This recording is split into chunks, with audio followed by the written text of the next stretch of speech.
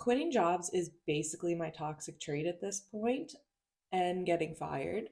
So today we're going to spill the tea on why I've had so many jobs since 2021, how I hit rock bottom, and how I got to where I am today.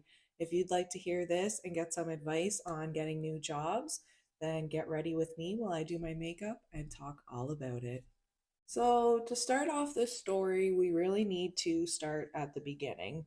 Back in 2021, I was working as a team lead at a investment management firm. So we worked at like a call center type environment, but for investment accounts. We worked with clients and we worked with brokers very closely to manage their accounts. We didn't give any financial advice, but we did all the behind the scenes. So you can think of it like a bank teller on the phone for investment accounts.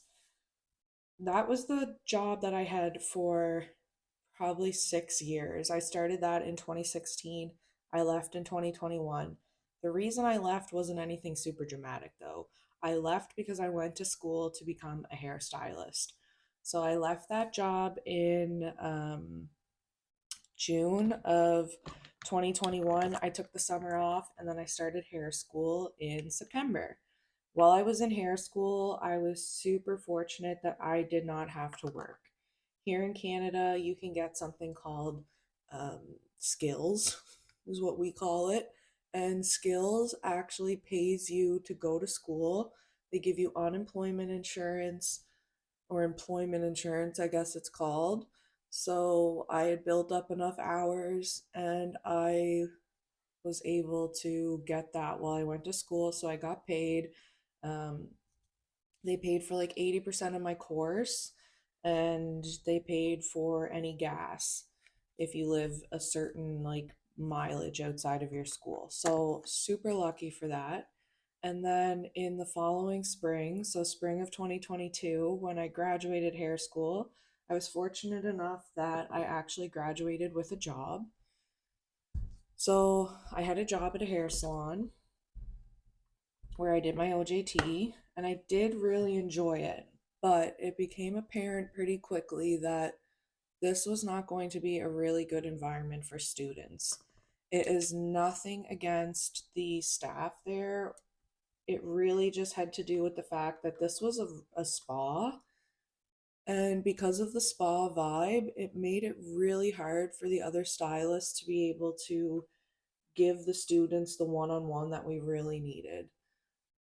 I could have stayed, I could have pushed through, but I just knew I was not going to grow as a hairstylist because I wasn't able to get as much one on one as I needed. I wasn't able to have somebody standing there watching me as I took clients.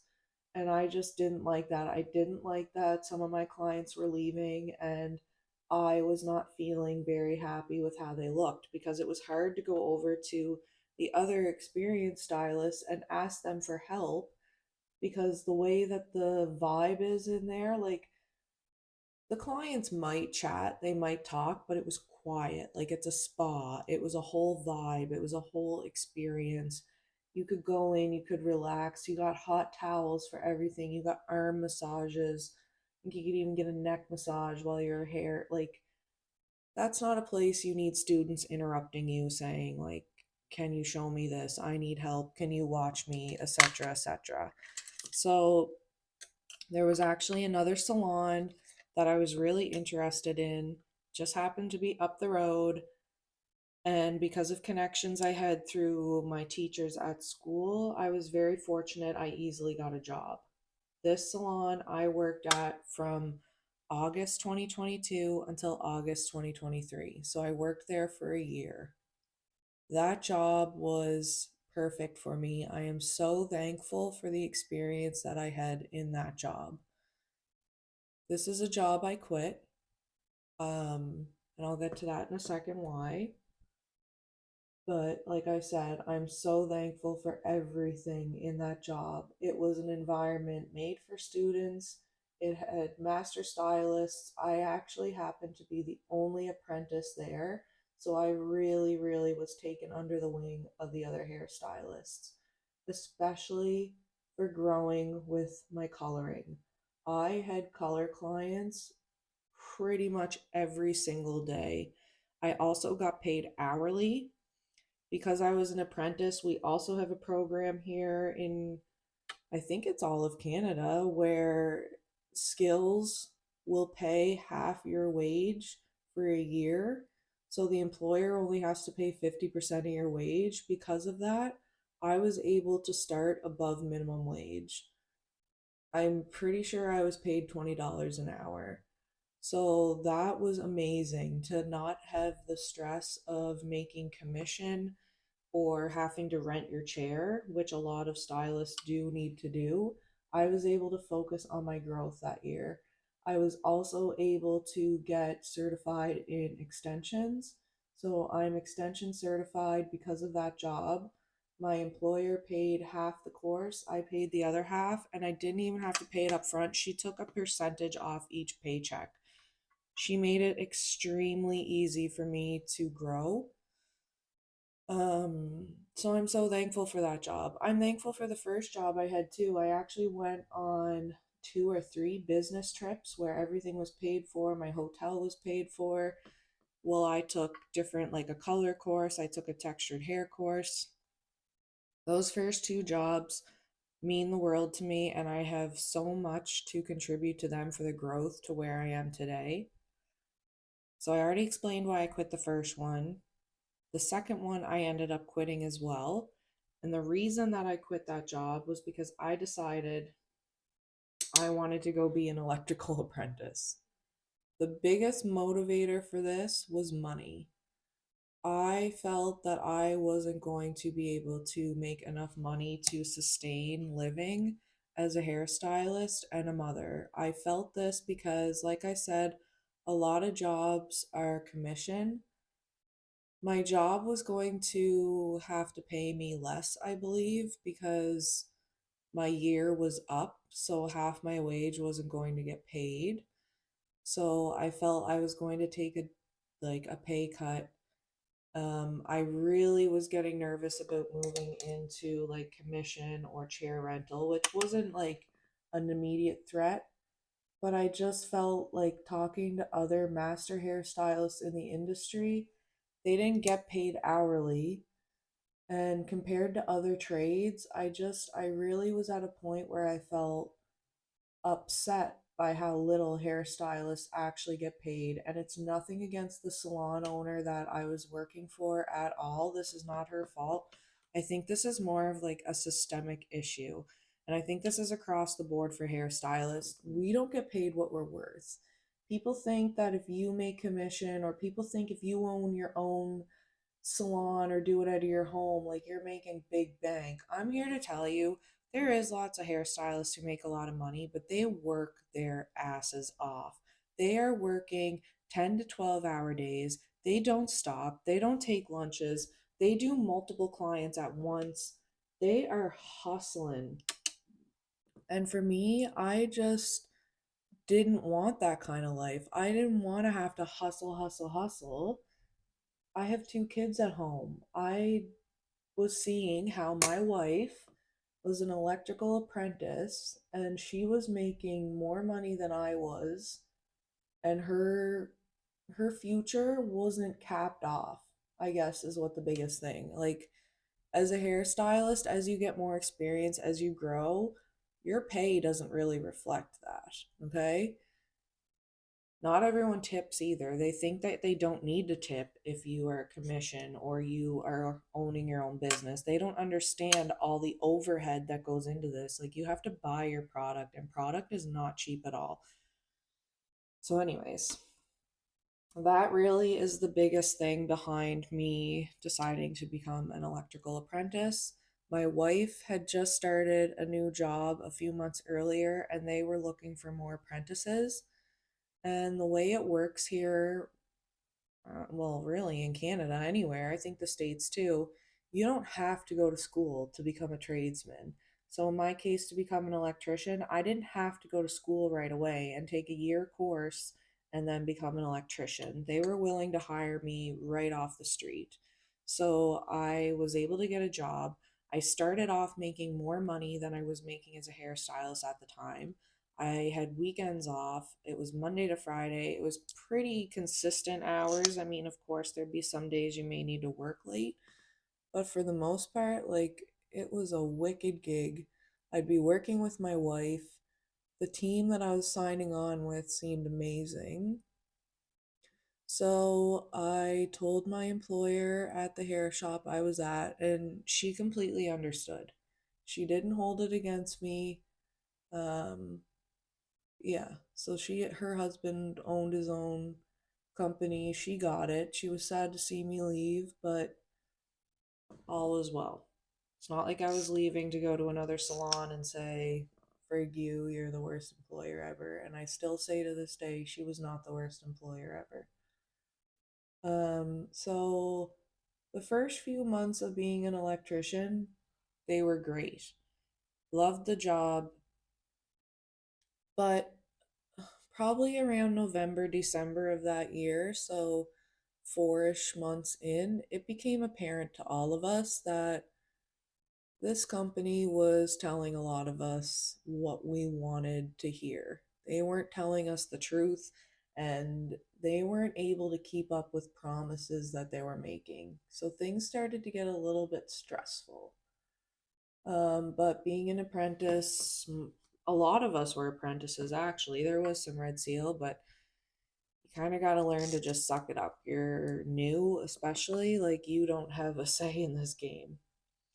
But around February of 2023, my mental health took a turn for the worst. I have a very long journey with mental health, and that's another video I can get into at some point because at this point, I feel like I am an expert when it comes to ADHD, OCD, depression, anxiety. Not so much an expert at healing it, just kind of a little bit coping and just the experience with it. Like, it's been a journey. But that month, that year, I had a med change. This med change was not good for me. I was on a stimulant for my ADHD and I was not sleeping. Like, it induced insomnia and it was almost like inducing mania in a way. Like, I wasn't bipolar, but I was having those cycles, those ups and downs of, like, kind of ups and downs with moods. No, I guess really ups and downs with moods, but they were triggered by not sleeping. Like, I would not sleep properly. I'd be up so much through the night. And then suddenly on the weekends, I would completely crash and I'd sleep literally from Friday night till Monday. It was absolutely wild. And it just got to a point in February, my doctor said, "Listen, I need you." It was on a Wednesday. She was like, "I need you to take the next 2 days off of work. I'm putting you off until Monday the following week so that you have, like, all day Wednesday, Thursday, Friday, Saturday, Sunday." She gave me a sleeping pill to try and sleep, which actually was the worst experience of my life. That Wednesday, I took that sleeping pill. I did not sleep. I had literal hallucinations. It was so terrifying. So until it left my body, like, early Thursday morning, I didn't sleep like I was supposed to. And it was like half a tab of a sleeping pill. Um, she also was like adjusting dosages of medication and trying to even switch me just to see, like, we need to get you sleep. Unfortunately, for some reason, my job was not understanding of this. I've never seen that before either. I have a theory. I have a theory that my boss must have been under a lot of stress because my wife, Kaylee, and I never, never had bad feedback. We constantly went asking for feedback. We would only be given good feedback, like, "We're doing amazing. We need to keep doing what we're doing because when we become like journeyman and Red Seal, we're going to be running our own trucks." Like, they loved us there. We actually became very close to one of the foremen. Like, a foreman and our super, they were father and son duo, and we became really close with that family. So to see this shift of suddenly like not being supportive of me needing a couple days off was really, really confusing. And like I said, looking back, I can only attribute it to maybe it was just a really stressful, bad time. And because we were close, it was taken out on me because I wasn't put off any more than those few days. I was going back to work Monday. Like, I didn't even want to be off work. It was just something I had to do. I wasn't safe for me to be at work. And I really didn't call in sick very often. If you were to look back at my time off, like I had really good attendance. But that Friday, I got notification that the following week my job duties had changed. I basically was given a demotion, if you want to look at it, because there's just certain job sites, one that you would want to work at, and then there was job sites, one in particular, nobody wanted to work at. It was shitty to have to go to this one specific job site. And guess what? I got taken off one of the best duties that I was working with my wife as well. We were working in a truck together alone, and I got moved to this other job site that nobody wants to be. I was so confused. I messaged my boss right away and I said, "What is going on? Like, you just changed my schedule." And he didn't even change it where he like tried to hide it. He literally scratched my name out and took a picture of the new place. You could see where I was supposed to be from our last schedule, which we all had because we would send everything through group chats, to the new schedule where I moved. He then called me and told me he was moving me because he cannot rely on me to be where I need to be. I took great offense to this because, like I said, I'd been nothing but reliable and we had been nothing but praised our whole job. I'd been there 6 or 7 months at this point, so it was extremely confusing time for me. I tried to discuss it. There was no discussing it. I also had said to him, like in writing too, like this really feels like retaliation for me having to take off 2 work days for my mental health. This feels like this is you reacting to that, and you said that you can't rely on me. My doctor put me off. There's no reason that you can't rely on me. And I'll be honest, there was people there who were missing so much time, not reliable, really on thin ice to even have a job. He then got HR involved. Again, I think that was a stress reaction because my only theory is once HR got involved, they were told, whoa, you can't do what you did. That is retaliatory. That can get you in trouble. So the next week I went back to work. It was only actually the first 2 days, Monday and Tuesday, that they kept me at the job site no one wants to be at. And then I was put back to my regular duties with my wife. Except that was the only normal thing about work because I was completely ignored and shunned. My manager didn't look at me. My manager didn't talk to me. So in the mornings, whenever we would go fill up our truck, nope, I didn't even get a hello. I didn't get looked at. I didn't get asked how I was. So it became apparent really quick something's going on. My wife did not like this. It was so uncomfortable. So by Wednesday, when I was back to working with my wife and she saw firsthand how I was being treated, not just hearing it secondhand through me, we decided it's time to talk to HR and see what the heck is going on because this is just such a 180.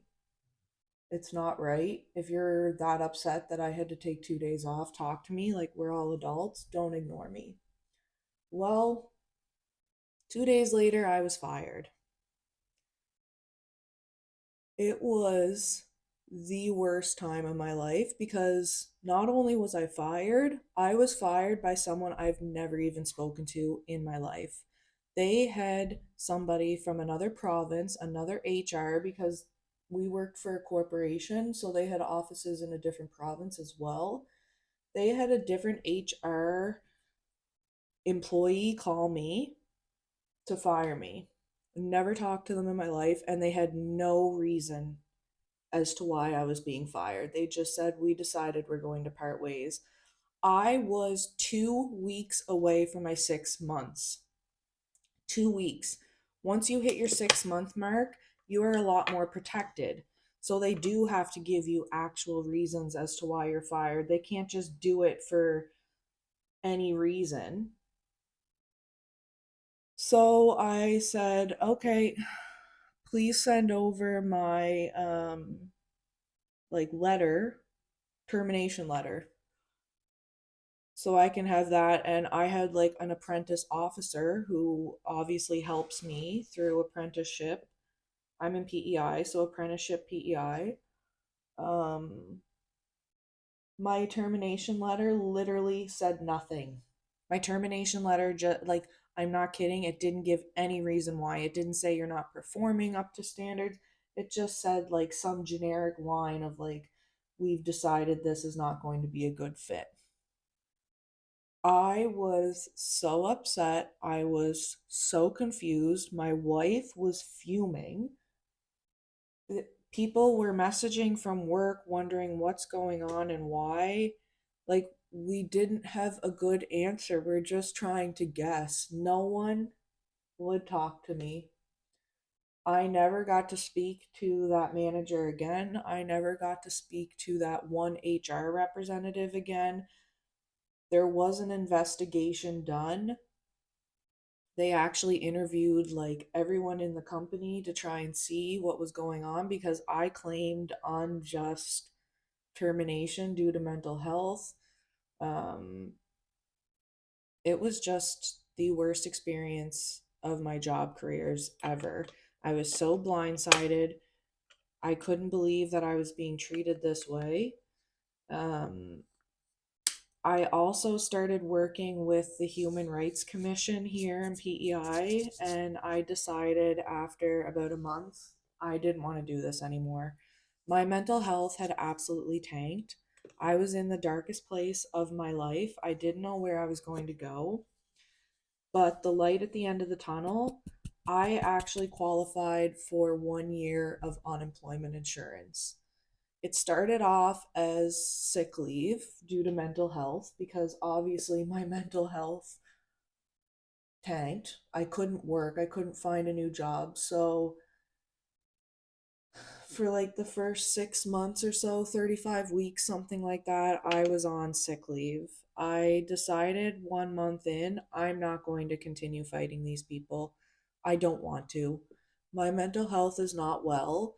And by me dealing with the Human Rights Commission, going through a tribunal, trying to fight them to get some sort of settlement because I was unfairly dismissed due to mental health, I just couldn't do it. I had so much proof, I had so much conversations, but I just really couldn't do it.